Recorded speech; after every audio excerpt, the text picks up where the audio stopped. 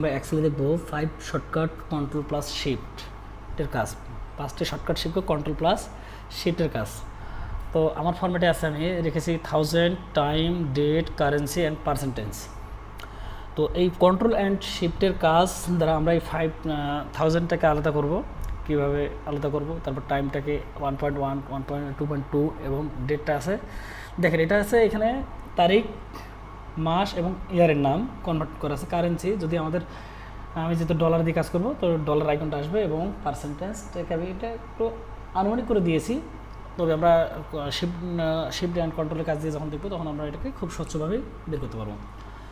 তো ধরুন যে আমার 1000-এর সামনে যদি আমি ডট দিয়ে লিখি তাহলে এইভাবে লিখতে হবে, থাকবে না। হ্যাঁ, আবার টাইমটাকে কনভার্ট করতে হবে, ডেটটাকে বার করতে হবে, কারেন্সিটাকে চেঞ্জ করতে হবে এবং পার্সেন্টটাকে করতে হবে। তাহলে আমরা সর্বপ্রথম কাজ হচ্ছে যে এটাকে আমি সিলেক্ট করার পরে কী করতে হবে, দেখেন আমার আইকনে দেওয়া আছে কন্ট্রোল প্লাস শিফট প্লাস 1, অর্থাৎ কন্ট্রোল প্লাস শিফট প্লাস 1কে প্রেস করলে দেখুন এক ক্লিকে আমার সবগুলো চেঞ্জ হয়ে গেল। আবার ডেটটাকে যেমন টাইমটাকে বার করতে চাই তাহলে কী করতে হবে, কন্ট্রোল শিফট 2, দেখুন ঠিক আছে। আবার এই ডেটটাকে বার করতে গেলে কী করতে হবে, কন্ট্রোল শিফট 3।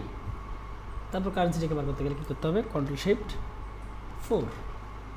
তারপর এটাকে আমার পার্সেন্টটাকে বার করতে গেলে কী করতে হবে, কন্ট্রোল শিফট প্লাস 5। দেখুন কত সহজ সুন্দরভাবে এক ক্লিকের মধ্যে আমার সব কিছু নির্ণয় হয়ে গেল। তো ধন্যবাদ সকলকে। ভিডিওটি ভালো লাগলে আপনারা পেজটিতে গিয়ে ফলো করবেন এবং সেই সাথে লাইক কমেন্ট করে ছড়িয়ে দেবেন। ধন্যবাদ সকলকে।